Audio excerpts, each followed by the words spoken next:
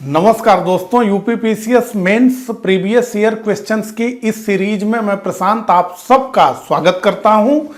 इस सीरीज का ये मेरा छठा लेक्चर है। इससे पहले इस सीरीज के कुल 5 लेक्चर ऑलरेडी कंडक्ट हो चुके हैं। मुझे उम्मीद है कि आप सब ने उन सभी लेक्चर्स को एक क्रम से देख लिया होगा, और जिन लोगों ने अभी तक उन लेक्चर्स को नहीं देखा है तो आप इस चैनल पे चले जाइए। वहां पर आपको UP PCS previous year solved paper के नाम से एक प्लेलिस्ट मिल जाएगी। उस प्लेलिस्ट में इस सीरीज की सभी लेक्चर्स आपको एक क्रम से देखने को मिल जाएंगे, तो वहां जाकर के आप उन्हें देख सकते हैं।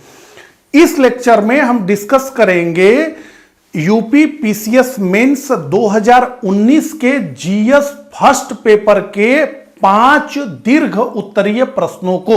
तो लघु उत्तरीय प्रश्नों को जो 10 थे संख्या में, उनको हमने 2 लेक्चर्स के माध्यम से डिस्कस कर लिया है।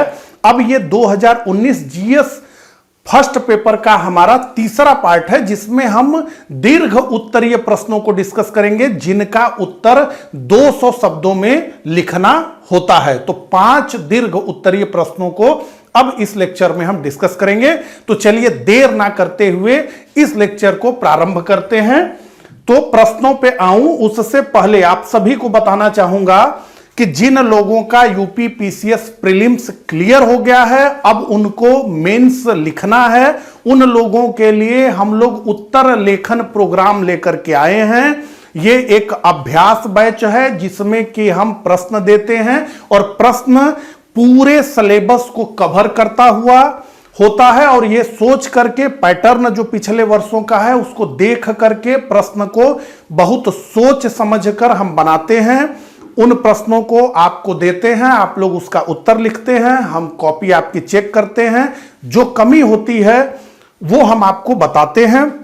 साथ ही साथ जिन लोगों की तैयारी प्रॉपर मेंस को लेकर के नहीं हुई है वो है, तो हमारा जो मॉडल आंसर होता है, यानी जो प्रश्न हम पूछते हैं उसका आदर्श उत्तर भी हम स्वयं लिख करके प्रोवाइड कराते हैं।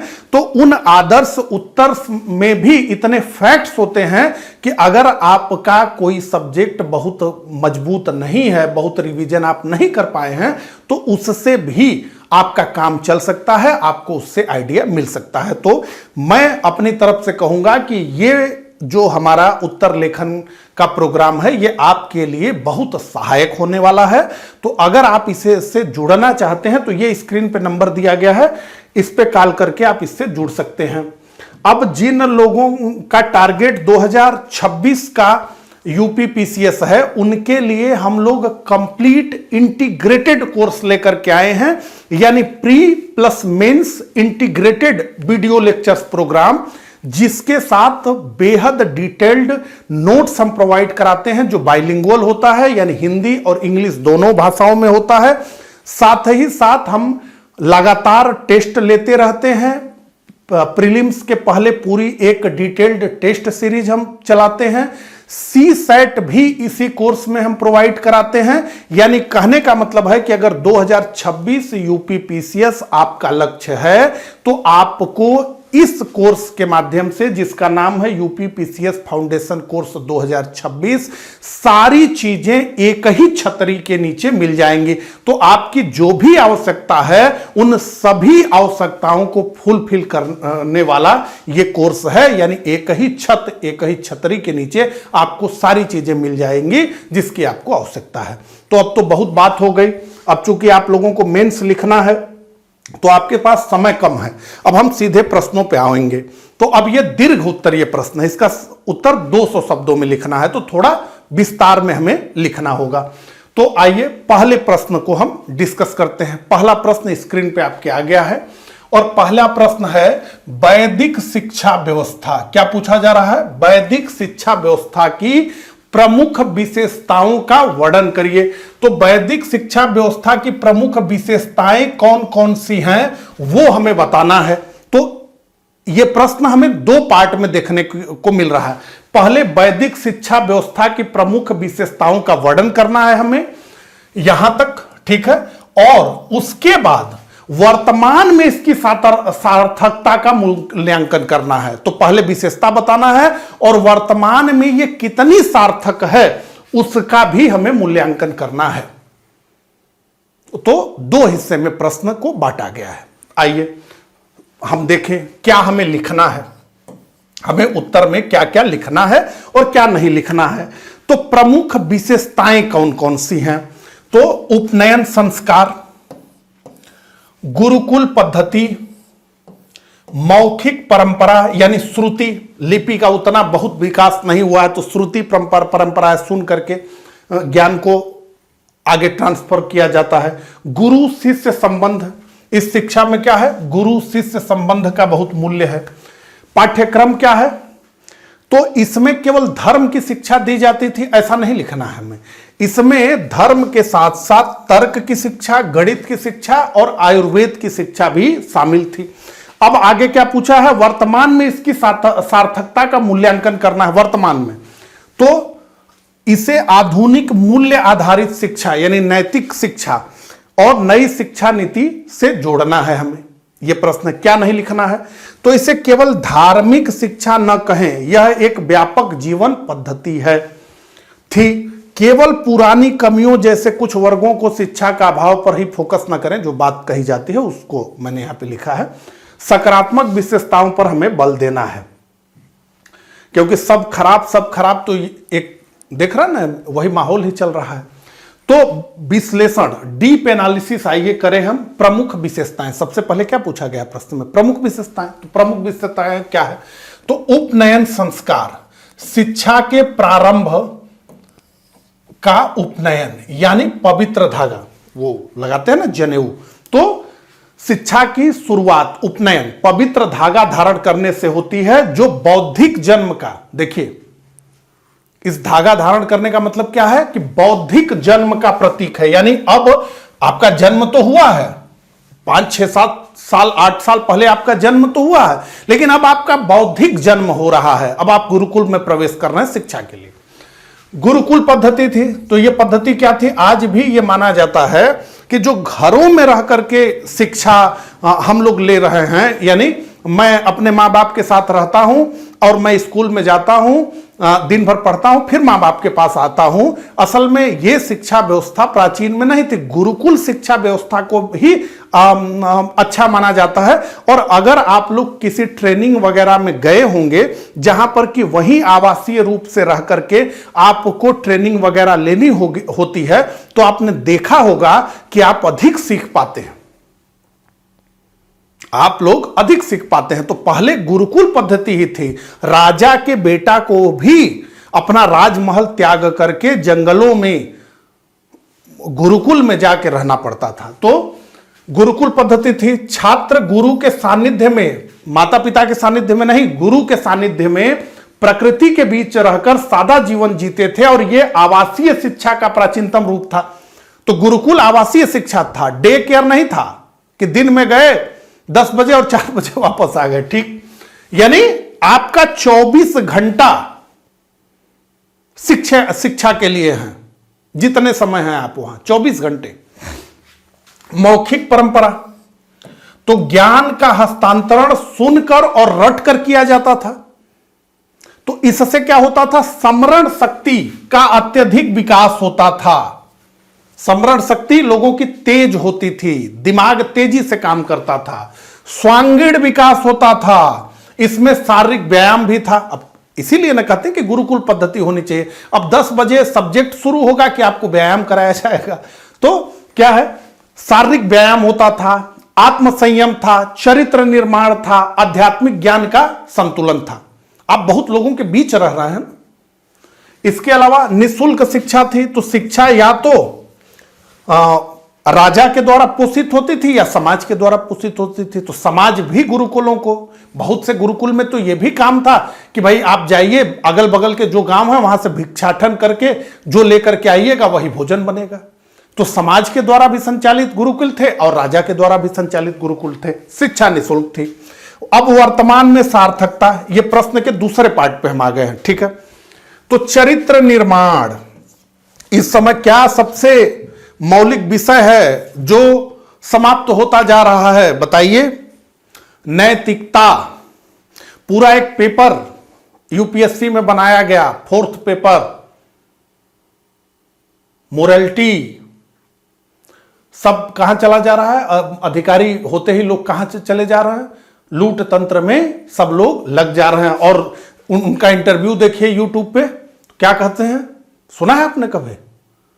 लेकिन असल में हो क्या रहा है तो देखिए, चरित्र निर्माण ये सबसे जरूरी है। वर्तमान शिक्षा प्रणाली में कौशल तो है, स्किल तो है, लेकिन संस्कारों की कमी है। वैदिक मॉडल इसे सुधार सकता है। मानसिक स्वास्थ्य, योग और ध्यान जो वैदिक शिक्षा के अंग थे, आज के तनावपूर्ण जीवन में अत्यंत प्रभावी हैं। योग और ध्यान भी सिखाया जाता था गुरुकुलों में। इसके अलावा अनुशासन और सादगी, यह भोगवादी युग में सादगी और स्व अनुशासन, ये कौन सा युग है? भोगवादी युग है ना हमारा। इसीलिए तो पैसा लोगों को चाहिए। लोग एकदम अंधाधुंध पैसा कमा रहे हैं, सबको जाना ऊपर है, आपको पता है। लेकिन सही गलत का फैसला जो है, सही गलत की जो कड़ी है वो टूट गई है। नहीं तो आज से 20 साल पहले ये कहते थे ये गलत है, इसको करने से पाप होगा, पाप होगा तो हम नरक में जाएंगे। लोग डरते थे, वो सारी चीजें खत्म हो गई। गुरु शिष्य संबंध, आज के व्यावसायिक शिक्षा तंत्र में प्राचीन आदर भाव को पुनः जीवित करने की आवश्यकता है। तो प्रमुख विशेषता और सार्थकता दोनों को हमने देख लिया। अब आइए यहां पे देखें, बहुत बढ़िया चित्र ये बना हुआ है, इसमें सारी बातें लिखी गई हैं। इसके बाद ये देखिए, बहुत अच्छे से बताया गया है कैसे एकदम जो है शांत भाव से ध्यान में लीन है। और यहां देखिए किताबों के बोझ में एक लाइब्रेरी में बैठा हुआ डिप्रेशन में जाता हुआ लड़का दिख रहा है आपको। दोनों अगल बगल इमेज कितने अच्छे से चीजों को बता और समझा रही हैं। अब आइए हम आते हैं आदर्श उत्तर पर। तो सबसे पहले प्रस्तावना, तो प्राचीन, अब यहां पे एक बात मैं आपको बताऊं, 200 शब्दों में उत्तर लिखना है, लेकिन मैंने 200 से बहुत अधिक शब्दों में इसका उत्तर लिखा है, 250 से अधिक शब्दों में ये लिखा गया है, इसलिए कि हम सारे पॉइंट्स को कंक्लूड कर लें। आप चाहें तो 1-2 पॉइंट छोड़ सकते हैं, कोई जरूरी थोड़े सभी लिखना है। प्राचीन भारतीय वैदिक शिक्षा प्रणाली का मुख्य ध्येय आत्मज्ञान और चरित्र निर्माण था। ध्यान से, क्या ध्येय था? आत्मज्ञान और चरित्र निर्माण था। तो यह व्यावसायिक शिक्षा नहीं थी, नौकरी लक्ष्य नहीं था, ज्ञान लक्ष्य था। यह केवल सूचनाओं का संग्रह नहीं, हम अभी लोग क्या करते हैं, सूचनाओं का संग्रह है हमारे पास, है ना। उन सूचनाओं, देखिए समझिए, जो है इंफॉर्मेशन, नॉलेज और विजिटम में अंतर होता है। आप लोगों में से कोई हिम्मत करे और समझाए कमेंट बॉक्स में कि इसमें क्या अंतर होता है, तो फिर हम लोग आगे इसको समझेंगे। तो केवल सूचनाओं का संग्रह नहीं, केवल इंफॉर्मेशन नहीं रखना है, बल्कि मनुष्य के सर्वांगीण विकास की एक वैज्ञानिक पद्धति थी जिसका आधार आध्यात्मिक और नैतिक मूल्य थे। यह हमारा परिचय हो गया। अब वैदिक शिक्षा की प्रमुख विशेषताएं जो हमने डिस्कस किया, गुरुकुल एवं ब्रह्मचर्य, तो शिक्षा का केंद्र गुरुकुल थे। छात्र गुरु के सानिध्य में कठोर अनुशासन और ब्रह्मचर्य का पालन करते हुए ज्ञान प्राप्त करते थे। उपनयन एवं मौखिक परंपरा, तो शिक्षा का प्रारंभ उपनयन संस्कार से होता था। चूंकि लिपि का विकास सीमित था, अतः ज्ञान श्रुति सुनकर और निरंतर अभ्यास द्वारा हस्तांतरित होता था। इसके अलावा समग्र पाठ्यक्रम, तो पाठ्यक्रम में वेद, व्याकरण और तर्कशास्त्र के साथ साथ आयुर्वेद, धनुर्विद्या और सामाजिक कर्तव्यों का समावेश था, जो मनुष्य को समाज के योग्य बनाता था। लोकतांत्रिक ढांचा, यद्यपि अनुशासन कठोर था, किंतु वाद विवाद और तर्क को पूर्ण स्वतंत्रता दी जाती थी। अब जो है वर्तमान सार्थकता का मूल्यांकन करना है, तो मूल्य आधारित शिक्षा, आधुनिक समाज में बढ़ते अपराध और नैतिक पतन को रोकने के लिए वैदिक शिक्षा के चरित्र निर्माण के सिद्धांत की भारी आवश्यकता है। और निश्चित रूप से यह आप समझ लीजिए कि कोई भी राष्ट्र विश्व गुरु नहीं बन सकता जिसके नागरिकों का चरित्र मजबूत न हो, जहां पर केवल घूस लेने देने की ही बात हो और समाज भी गलत तरीके से कमाए गए पैसे का सपोर्ट कर रहा है, गलत कार्यों का सपोर्ट कर रहा है। आप देख लीजिए चुनाव में ही सब लोग अपनी अपने जाति के अपराधियों का महिमा गान कर रहे हैं, उनको वोटिंग भी कर रहे हैं। ठीक है। इसके अलावा तनाव प्रबंधन, तो योग और प्राणायाम जो वैदिक शिक्षा का अभिन्न हिस्सा थे, आज वैश्विक स्तर पर मानसिक स्वास्थ्य के लिए अपनाए जा रहे हैं। निष्कर्ष, यद्यपि वैदिक शिक्षा की कुछ सीमाएं जैसे व्यापक सामाजिक समावेश का अभाव, जो हमने उसका उल्लेख किया, जिसमें यह कहते हैं ना कि सबको शिक्षा नहीं थी, ठीक है, किंतु इसका मानवतावादी और नैतिक दृष्टिकोण आज भी प्रासंगिक है। नई शिक्षा नीति में भी भारतीय ज्ञान परंपरा के समावेश का प्रयास इसी गौरवशाली विरासत की सार्थकता को सिद्ध करता है। तो यह हमारा उत्तर हो गया। अब 12वां प्रश्न आ गया है, यानी लघु उत्तरीय का दूसरा, दीर्घ उत्तरीय का दूसरा प्रश्न। भारत के स्वतंत्रता आंदोलन में भारत छोड़ो आंदोलन के योगदान का परीक्षण कीजिए। तो भारतीय स्वतंत्रता आंदोलन में भारत छोड़ो आंदोलन के योगदान का परीक्षण करना है। सीधा सिंपल प्रश्न है, देख लीजिए क्या क्या लिखेंगे। तो परिप्रेक्ष्य, यह आंदोलन 1942 में तब शुरू हुआ जब क्रिप्स मिशन फेल हो गया। क्रिप्स मिशन फेल हो गया, द्वितीय विश्व युद्ध चरम पे था, सिंगापुर वगैरह ब्रिटिश राज के हाथ से निकल गया था, जो कि दक्षिण पूर्व एशिया में ब्रिटेन की सबसे बड़ी चौकी थी, उसको जापानियों ने कब्जा कर लिया था। बड़ा जो है प्रेशर था। एक अनोखी बात हमें देखने को मिली जिसने इसे अन्य राष्ट्रीय आंदोलनों से अलग कर दिया, वो क्या था? यह नेतृत्व विहीन आंदोलन था। ऑपरेशन जीरो आवर के तहत सारे बड़े नेताओं को तो ब्रिटिश सरकार ने उठा के जेल में बंद कर दिया। तो यह स्वतः स्फूर्त क्रांति थी, यह एकदम अनोखी बात थी इसके बारे में। तो इस आंदोलन की सबसे बड़ी विशेषता यह थी कि यह नेतृत्व विहीन था, क्योंकि ऑपरेशन जीरो आवर के तहत सभी बड़े नेता पहले दिन ही गिरफ्तार कर लिए गए थे। नारा, ध्यान से, कैसे चीजों को जोड़ा जाता है, मैंने बताया ना, याचिका को शक्ति का सहारा देना होगा, मैंने बताया, गांधी जी ने कहा। अब जो है भारत छोड़ो आंदोलन में हमें देखने को क्या मिला कि अब याचिका से काम नहीं चलेगा, अब कार्यान्वयन पर जोर दिया गया, ठीक है। तो गांधी जी का करो या मरो, डू और डाई, दर्शाता है कि अब याचिका का समय खत्म हो गया, अब कार्रवाई का समय आ गया है। डू और डाई, या तो करो या मरो, ठीक। अब आइए प्रश्न की समझ और रणनीति, क्या लिखना है क्या नहीं लिखना है। तो आंदोलन की प्रकृति में हम बताएंगे कि यह स्वतः स्फूर्त था और यह अंतिम प्रहार था ब्रिटिश राज के ताबूत में, यह अंतिम कील मारी गई। समानांतर सरकारें रही, हम पढ़ते हैं बलिया में चित्तू पांडे के नेतृत्व में, सतारा तामलुक की सरकारों का उल्लेख करना। अब सतारा में किसने बनाया, तामलुक में ये सतारा महाराष्ट्र की बात हो रही है, तामलुक पश्चिम बंगाल की बात हो रही है। तो इन सब सरकारों का कौन बनाया नहीं बनाया, ये सब हमें उत्तर में नहीं लिखना है। भागीदारी, तो छात्र, महिला और मजदूरों की भूमिका पर जोर देना है, यानी हमें यह समझाना है कि ये एक जन आंदोलन था जिसमें सब लोग शामिल थे। वैश्विक प्रभाव, अमेरिका और अन्य देशों के दबाव का उल्लेख करना है, ठीक है, ये सारी चीजें हमें करनी है। अब आइए प्रमुख योगदान एवं विश्लेषण को देखें। तो स्वाधीनता की मांग का चरमोत्कर्ष हमें देखने को कहां मिला, भारत छोड़ो आंदोलन में। तो इस आंदोलन ने स्वशासन के बजाय पूर्ण स्वतंत्रता को एक लक्ष्य बना दिया। क्या कहा, अंग्रेजों भारत छोड़ो, अब हम भारत को स्वयं चलाएंगे। तो स्वशासन के बजाय पूर्ण स्वतंत्रता को एकमात्र लक्ष्य बना दिया। अब ब्रिटिश शासन के साथ समझौते की कोई गुंजाइश समाप्त हो गई। जनता का अभूतपूर्व साहस, तो नेतृत्व की अनुपस्थिति में जनता ने स्वयं कमान संभाल ली। इसने सिद्ध कर दिया कि भारतीय जनता अब किसी भी हद तक बलिदान देने के लिए तैयार है, क्योंकि लीडर जेल में है। उसके बाद भी आंदोलन प्रारंभ हो गया, शुरू हो गया। प्रशासनिक चुनौती, समानांतर सरकारें, बलिया में चित्तू पांडे के नेतृत्व में समानांतर सरकार बनी और तामलुक में, सतारा में समानांतर सरकारें बनी। ब्रिटिश सत्ता के मनोबल पर प्रहार, हालांकि भारत छोड़ो आंदोलन सफल तो नहीं रहा, लेकिन ब्रिटिश सत्ता के मनोबल को तोड़ने का इसने कार्य किया। आंदोलन ने ब्रिटिश सेना और पुलिस में भारतीय कर्मियों के भीतर राष्ट्रवाद की भावना जगा दी, जिससे ब्रिटिश साम्राज्य का आधार हिल गया। नए नेतृत्व का उदय, तो जयप्रकाश नारायण, राम मनोहर लोहिया, कितना प्रश्न पूछा जाता है प्रीलिम्स में, अरुणा आसफ अली जैसे युवा नेताओं ने भूमिगत होकर आंदोलन को जीवित रखा, जिससे कांग्रेस को नई वैचारिक ऊर्जा मिली।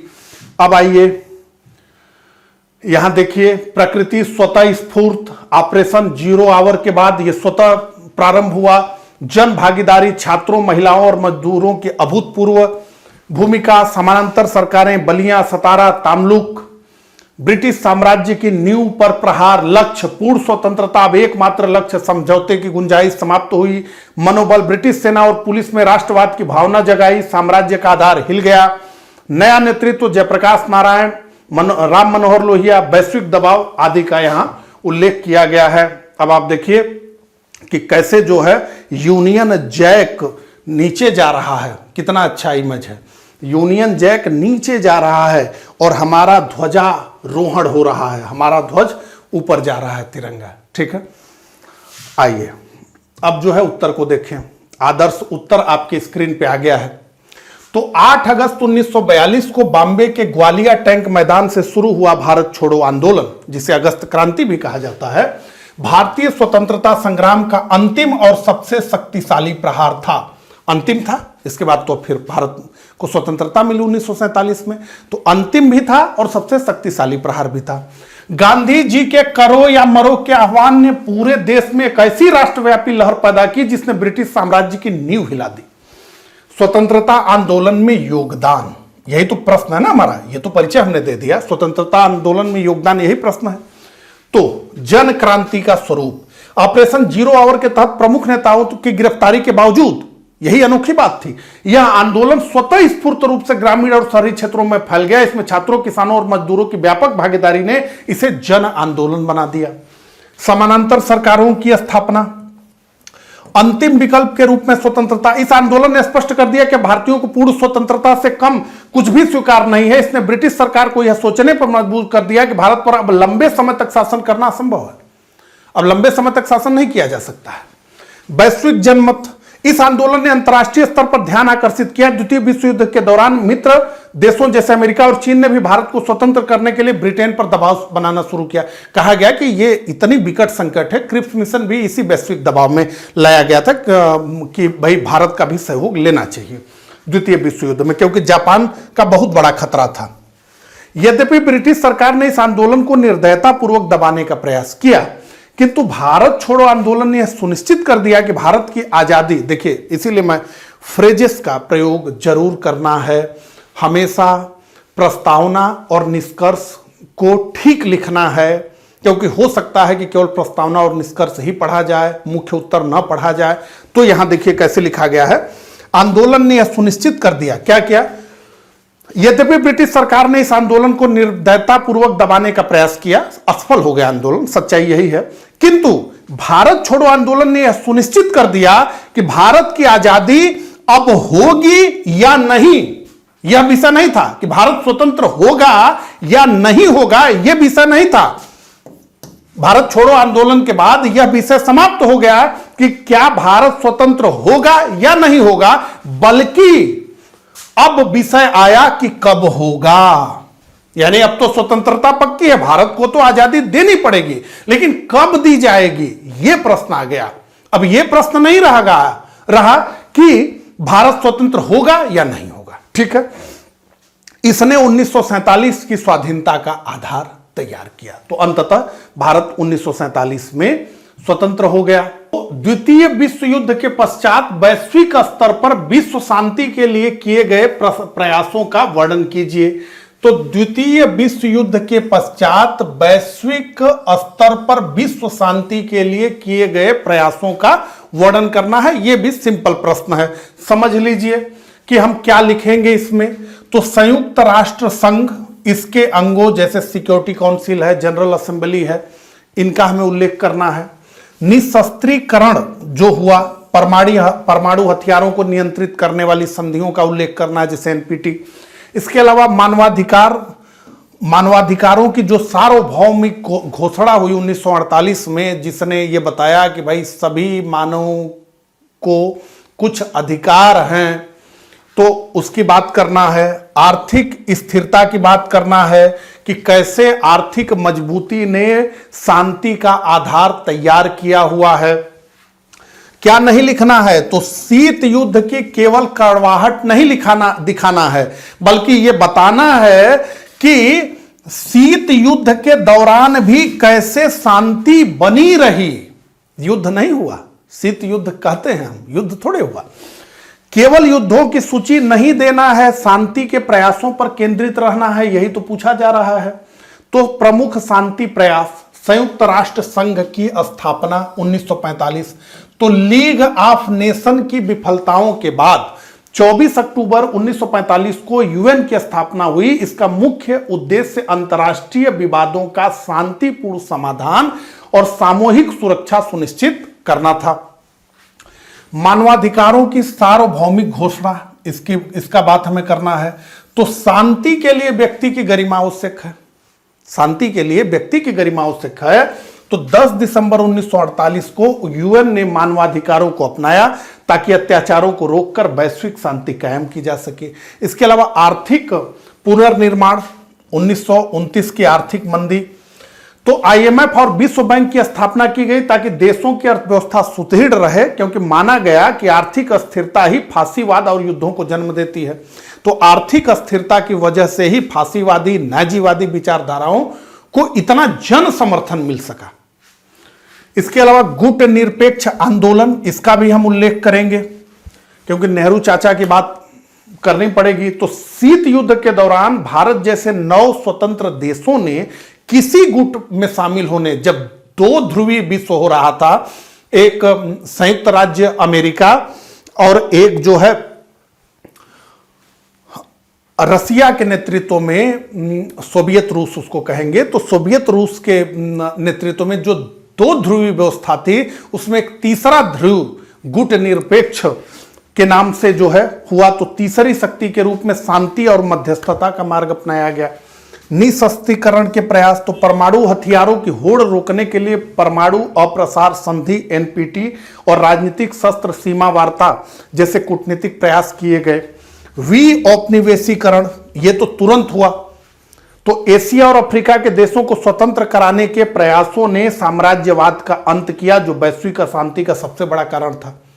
तो विऔपनिवेशीकरण किया गया, कॉलोनियों से सारे लोगों को हटाया गया। तो यहां देखिए विश्व शांति के स्तंभ, ठीक है।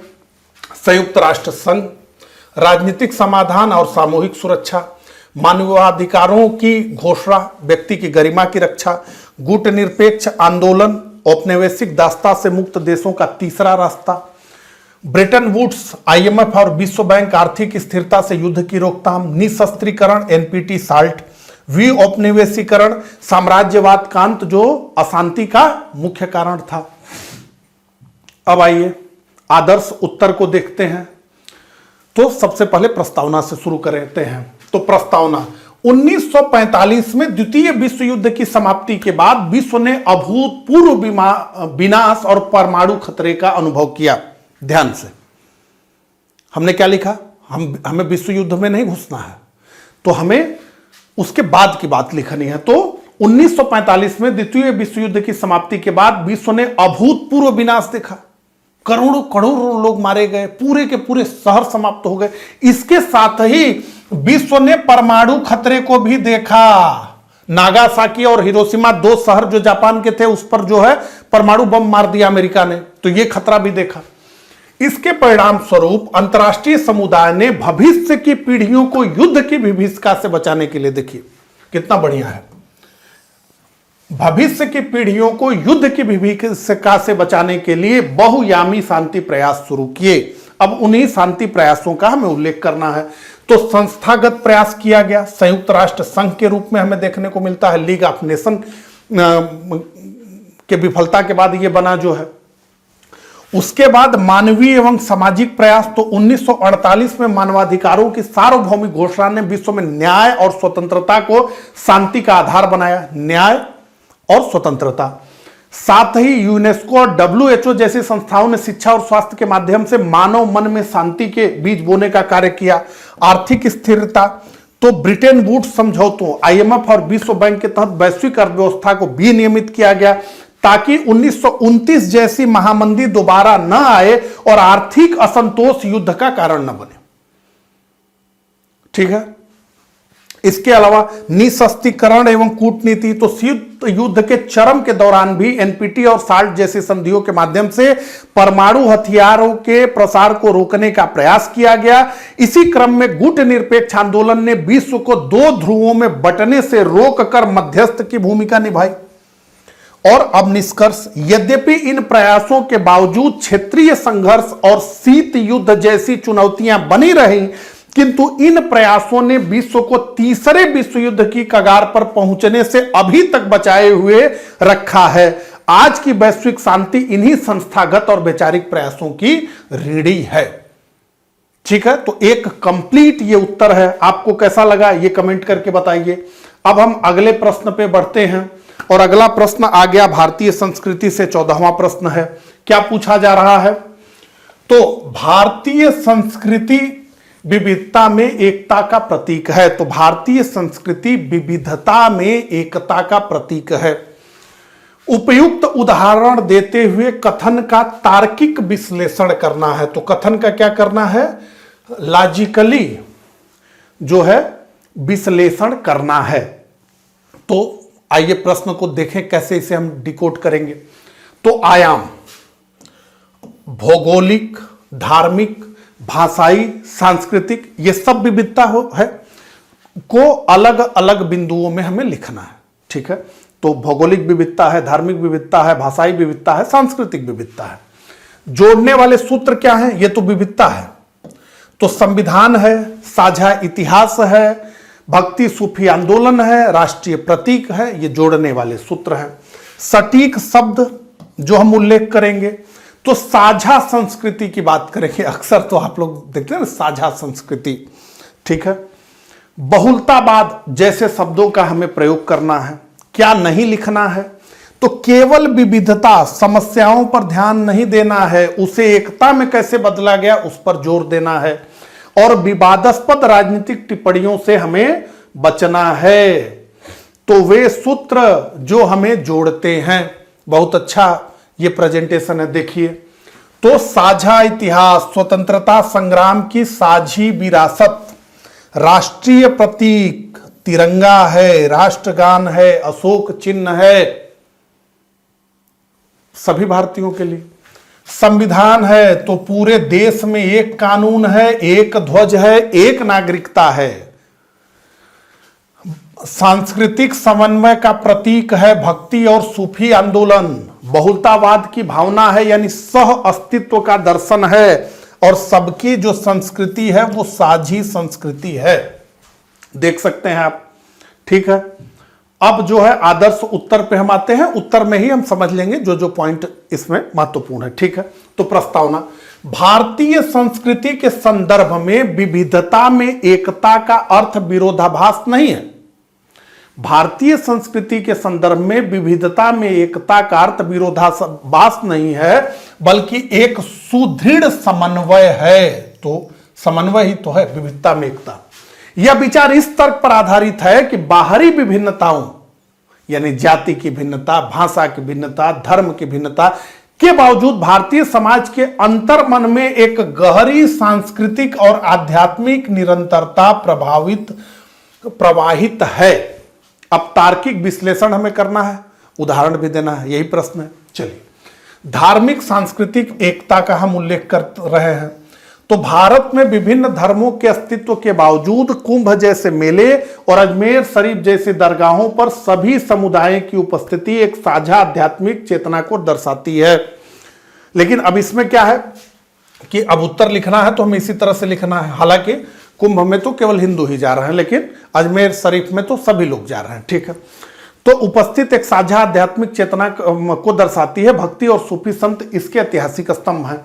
भाषाई एवं साहित्य, भाषा एवं साहित्य, यद्यपि भारत में भाषाई विविधता है, किंतु रामायण और महाभारत जैसे महाकाव्यों का भारतीय भाषाओं तमिल से लेकर बांग्ला तक में रूपांतरण एक साझी भारतीय विचारधारा को पुष्ट करता है। अब देखिए, यहां पे विविधता में एकता, इस बात को समझना हो तो सुषमा स्वराज जी जो बीजेपी की लीडर थी, अभी जो है दुनिया में नहीं है, उन्होंने संसद में एक बड़ा अच्छा उन्होंने जो है भाषण दिया था और उसमें जो है उन्होंने विविधता में एकता को इतने अच्छे से परिभाषित किया, और पूरा भारत एक है, पूरे भारत में एकता की भावना, इसको इतने अच्छे से समझाया कि गजब। ठीक है, भाषाई उसी समय ये पूछा गया कि इंडिया मतलब क्या, भारत मतलब क्या। दक्षिण में अलग लोग हैं, बोली अलग, भाषा अलग, उत्तर में अलग लोग हैं, बोली अलग, भाषा अलग, भूगोल अलग, क्या इंडिया। उस पे उन्होंने जो है बताया कि इंडिया क्या है। ठीक है, कला एवं स्थापत्य, भारतीय वास्तुकला में हिंदू, मुस्लिम और यूरोपीय शैलियों का मिश्रण, जैसे लुटियंस दिल्ली, ये जो है यूरोपीय शैली है। मुगल कालीन इमारतें भारत की मोजैक संस्कृति का प्रतीक है। भौगोलिक और आर्थिक एकता, कश्मीर से लेकर कन्याकुमारी तक विभिन्न जलवायु प्रदेश होने के बावजूद मानसून और राष्ट्रीय बाजार ने पूरे देश को आर्थिक रूप से परस्पर निर्भर बनाया हुआ है। संवैधानिक आधार, तो भारत का संविधान प्रस्तावना में बंधुत्व की बात कर भौगोलिक और सामाजिक विविधताओं को लोकतांत्रिक एकता में परिवर्तित कर देता है। बंधुत्व की बात लिखी है ना, पूरा देश में बंधुत्व है, यानी पूरे देश के सब लोग आपस में भाई भाई। भारत की विविधता कोई अवरोध नहीं बल्कि एक ऐसी संपदा है जो राष्ट्रीय पहचान को समृद्ध करती है। यहां विविधता विखंडन का नहीं, विविधता विखंडन का नहीं, समृद्धि का आधार है जो भारत को एक सशक्त राष्ट्र बनाता है। तो अब ये 15वां प्रश्न आ गया है। ये प्रश्न समझने के लिहाज से बड़ा कठिन है। अभी तक हम लोगों ने जिन प्रश्नों को देखा, उनको पढ़ा, वो एक बार पढ़ने से ही समझ में आ जा रहा था कि हमें क्या क्या लिखना है। भले ही हम ना लिख पाए, लेकिन हमें ये समझ आ रहा था कि क्या क्या लिखना है इसमें, ये दिमाग कह रहा था। वहां बहुत जो है समझना नहीं था, लेकिन इस प्रश्न में बहुत समझना है। देखिए, धर्म तथा नृ जातीय हिंसा, ठीक है, धर्म तथा नृ जातीय हिंसा की राजनीति, धर्म की राजनीति और नृ जातीय हिंसा की राजनीति मूलतः धर्म निरपेक्षतावाद, ध्यान से, धर्म निरपेक्षतावाद और धर्म निरपेक्षीकरण की राजनीति है। तो दो शब्द आ गया, धर्म निरपेक्षतावाद और धर्म निरपेक्षीकरण। तो कथन का समालोचनात्मक विश्लेषण करना है हमें। तो the politics of religion and ethnic violation is basically the politics of secularism and secularisation, critically analyse the statement. बड़ा इसको समझना कठिन है कि प्रश्न में पूछा क्या जा रहा है। चलिए, गूढ़ अर्थ सबसे पहले तो यही समझे कि गूढ़ अर्थ क्या है। तो यह कथन तर्क देता है कि धार्मिक या नृ जातीय हिंसा इसलिए नहीं होती कि लोग धार्मिक हैं, ध्यान से, धार्मिक या नृ जातीय हिंसा इसलिए नहीं होती कि लोग धार्मिक हैं, बल्कि इसलिए होती है क्योंकि राजनीति धर्मनिरपेक्षता का उपयोग अपने सुविधा अनुसार करती है। अभी इतना समझ लीजिए, आगे हम बढ़ेंगे तो और समझ में आएगा। धर्मनिरपेक्षतावाद, ठीक है, जब राज्य कहता है कि वह धर्मनिरपेक्ष है, तो वह कई बार वह वोट बैंक के लिए विशिष्ट समूहों का तुष्टीकरण या उपेक्षा करता है, जिससे दूसरे समूहों में असुरक्षा और हिंसा पनपती है। एक उदाहरण समझ लीजिए, भारत क्या है, धर्मनिरपेक्ष राष्ट्र है। अब जो अल्पसंख्यक हैं उनको थोड़ा स्पेशल ट्रीटमेंट भी मिल जाएगा तो कोई दिक्कत नहीं है, ठीक है। तो ये बात तो है, लेकिन भारत के प्रधानमंत्री मनमोहन सिंह जी ने सार्वजनिक बयान प्रधानमंत्री रहते हुए यह दे दिया कि भारत के संसाधनों पर पहला हक मुसलमानों का है। अब आप समझ लीजिए ध्यान से, यहां क्या पॉइंट कहा जा रहा है। जब राज्य कहता है कि वह धर्मनिरपेक्ष है, भारत है धर्मनिरपेक्ष, तो कई बार वह वोट बैंक के लिए विशिष्ट समूहों का तुष्टीकरण करता है। जैसे कांग्रेस पे आरोप है, उत्तर प्रदेश में समाजवादी पार्टी पर आरोप है कि ये लोग जब शासन में होते हैं तो मुसलमानों का तुष्टीकरण करते हैं, उनको जो है अधिक से अधिक वोट बैंक के लिए उनकी बातों को मानते हैं। अब मनमोहन सिंह जी ने क्या कह दिया कि इस देश पर सबसे पहला हक मुसलमानों का है। तो अब आप समझिए कि कितना बड़ा ध्रुवीकरण होगा। जैसे ही देश का प्रधानमंत्री यह बात कहेगा, वैसे ही जो हिंदू हैं वो किस चश्मे से इस बात को देखेंगे। तो बहुत बड़े पैमाने पर भारतीय जनता पार्टी ने इस बात को उछाला था कि देश का प्रधानमंत्री ये कह रहे हैं, ठीक है, तो के लिए विशिष्ट तुष्टीकरण या उपेक्षा करता है। जैसे ये आरोप कांग्रेस पे है, उत्तर प्रदेश में देखें तो समाजवादी पार्टी पर है कि ये लोग मुसलमानों का तुष्टीकरण करते हैं, और जो और वर्ग है जैसे हिंदू, उनकी उपेक्षा करते हैं। इससे क्या होता है, दूसरे समूहों में असुरक्षा और हिंसा पनपती है, दूसरे समूहों में असुरक्षा और हिंसा पनपती है, यह बात की जा रही है। इसके अलावा धर्मनिरपेक्षीकरण, दोनों शब्द आया है ना यहां, धर्मनिरपेक्षतावाद और धर्मनिरपेक्षीकरण, इसको समझ लीजिए। यह समाज के आधुनिक होने की प्रक्रिया है। समाज की आधुनिक होने की प्रक्रिया का क्या मतलब है, समाज तर्क पर चले तो ठीक है, मैं हिंदू हूं, लेकिन ऐसी बातें जो रामायण में लिखी गई हैं, जो मुझे लगता है कि वो काल्पनिक हो सकती हैं, तर्क नहीं कहता है कि ये कैसे हो सकता है, तो हम उस बात को छोड़ देंगे, उस पर अड़ेंगे नहीं। ये क्या है, आधुनिकता का मतलब यही है कि हम तर्क की तरफ आगे बढ़ रहे हैं, हम विज्ञान की तरफ आगे बढ़ रहे हैं। लेकिन यहीं पे आपको पता है कि यह कहा जाता है कि एक किताब है, उसमें जो लिखा है वो सत्य है, जो लिखा है वो सत्य है, वो अंतिम सत्य है, उसके परे कोई सत्य नहीं है। तो अब ऐसे इसी की बात हो रही है, धर्मनिरपेक्षीकरण। तो समाज जब आधुनिक होने की प्रक्रिया में होता है, वो तर्क की बात करता है, विज्ञान की बात करता है, धर्म की उन बातों को छोड़ देता है जिसकी इजाजत तर्क या साइंस नहीं देता है। तो जो उस धर्म को मानने वाले लोग हैं, वो समाज को पीछे खींचना चाहते हैं। उसी की बात हो रही है, जब समाज धर्म से दूर होता है तो कट्टरपंथी समूह, या धर्म से दूर होने का मतलब कि धर्म की उन बातों को जो उसे लग रहा है कि अतार्किक हैं, छोड़ता है, तब जो उस धर्म के कट्टरपंथी होते हैं अपनी पहचान खोने के डर से हिंसा का सहारा लेते हैं। और अक्सर ऐसी हिंसा तब होती है जब धर्मनिरपेक्ष राजनीति धार्मिक पहचानों को चुनावी लाभ के लिए इस्तेमाल करती है। तो ठीक है, देश में धर्मनिरपेक्षता है, उसके बाद अलग अलग समूह हैं, भाई हिंदू हैं, मुसलमान हैं, जैन हैं, सिख हैं, ईसाई हैं। तो अगर चुनावी लाभ लेने के लिए, जैसे आपको स्पष्ट पता है इस समय, देखिए हम लोगों को उत्तर कैसे लिखना है वो अलग है, लेकिन समझने के लिए समझ लीजिए। आपको पता है कि भारतीय जनता पार्टी को कौन वोट नहीं देगा, पहले से पता है कि नहीं पता है? भारतीय जनता पार्टी को कौन वोट नहीं देगा यह पहले से पता है। तो इसी की तो बात हो रही है। और भारतीय जनता पार्टी अगर सरकार में नहीं आएगी और जो पार्टी उसकी जगह सरकार में आएगी वो उसको सबसे अधिक वोट देगा कौन, यह भी पता है। तो यह कहने का मतलब है, ठीक है, समझिए।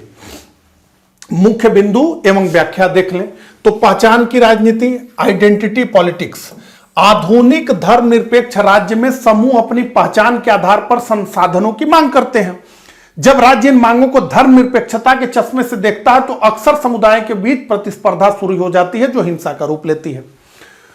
धर्मनिरपेक्षीकरण और कट्टरपंथ। तो जैसे जैसे समाज का धर्मनिरपेक्षीकरण यानी तार्किक होना शुरू होता है, पारंपरिक धार्मिक संरचना कमजोर हो जाती है। अपनी प्रासंगिकता बचाने के लिए धार्मिक नेता निर्जातीय गौरव या धर्म खतरे में है, धर्म क्या है, खतरे में है का नारा देते हैं, जिससे हिंसा भड़कती है। आप जानते हैं कि कई लोग जो है किसी विशिष्ट बात को कह दे तो गला तक उनका कट जाता है। छद्म धर्मनिरपेक्षता का आरोप। जब राज्य की नीतियां किसी एक समूह के प्रति झुकी हुई हो प्रतीत होती हैं तो दूसरे समूह बहुसंख्यकवाद या उग्र राष्ट्रवाद का सहारा लेते हैं। ये सब चीजें को वर्तमान राजनीति से जोड़ देंगे, सब समझ में आएगा, ठीक है। लोकतंत्र में ध्रुवीकरण। तो धर्मनिरपेक्ष ढांचे के भीतर चुनाव जीतने के लिए समुदायों का ध्रुवीकरण सबसे आसान तरीका बन गया है ना। मैं तो कह रहा हूं ना कि भारतीय जनता पार्टी को कौन वोट नहीं देगा, आप लोगों में से सब लोग जानते हैं। उत्तर प्रदेश में समाजवादी पार्टी और कांग्रेस को कौन वोट जरूर देगा, यह आप लोगों को पता है। तो कहने का मतलब यह तो सबसे आसान है ना, ध्रुवीकरण।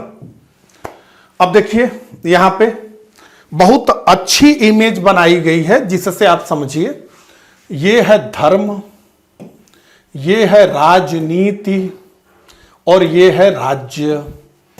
तो राजनीति क्या कर रही है, धर्म का पलड़ा झुका हुआ है, क्योंकि यहां से तो इकट्ठा वोट आ जाता है।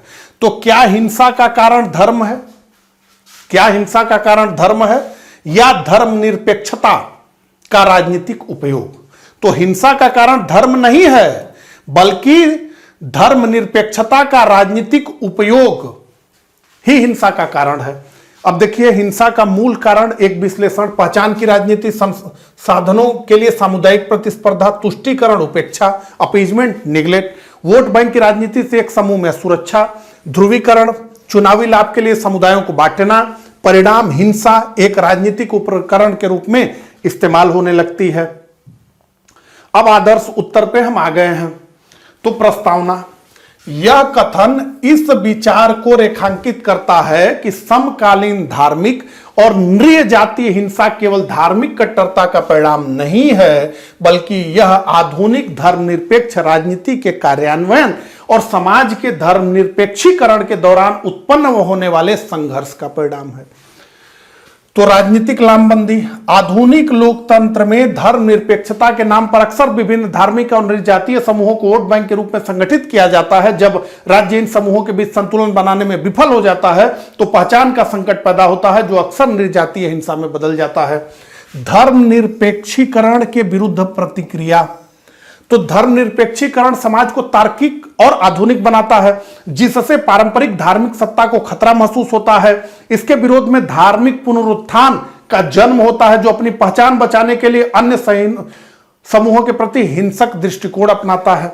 संसाधनों के लिए प्रतिस्पर्धा: तो धर्मनिरपेक्ष राज्य में जब आर्थिक और राजनीतिक अवसरों का वितरण नृ जातीय पहचान के आधार पर होने लगता है तो समुदायों के बीच तनाव बढ़ता है।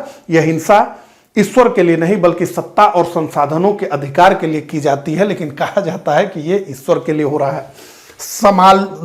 समालोचना लिखा गया था। तो हालांकि यह सत्य है कि राजनीति धर्म का उपयोग करती है, किंतु समस्त हिंसा को केवल धर्मनिरपेक्षता की राजनीति कहना उचित नहीं होगा। इसमें ऐतिहासिक रंजिशें, गरीबी, अशिक्षा और बाहरी शक्तियों का हस्तक्षेप भी महत्वपूर्ण कारक है। तो अब निष्कर्ष पे आ गए हम। धर्म और नृजातीय हिंसा आधुनिकता और राजनीति के अंतर संबंधों की एक जटिल परिणति है। इसे रोकने के लिए औपचारिक धर्मनिरपेक्षता के स्थान पर मानवतावादी और साम्यवेशी विकास की राजनीति की आवश्यकता है। ठीक है, यह सबसे कठिन प्रश्न था। तो इस तरीके से हमने कुल 5 दीर्घ उत्तरीय प्रश्नों को डिस्कस किया। मुझे कमेंट करके जरूर बताइएगा कि मेरा यह प्रयास आपको कैसा लगा। मिलता हूं इसी सीरीज के अगले लेक्चर में, तब तक के लिए आप सभी को नमस्कार, धन्यवाद।